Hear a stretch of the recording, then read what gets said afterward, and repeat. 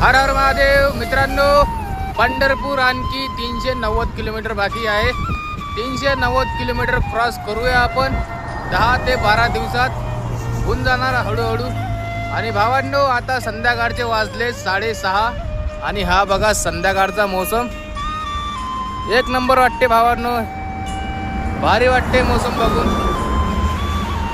हाच एक संध्याकाळचा मोसम बघितला की सर्व दिवसभराची थकान उतरून जाते. भारी वाटते भावांनो मोसम. तुम्हाला कसं वाटते हा कमेंटमध्ये नक्की सांगा.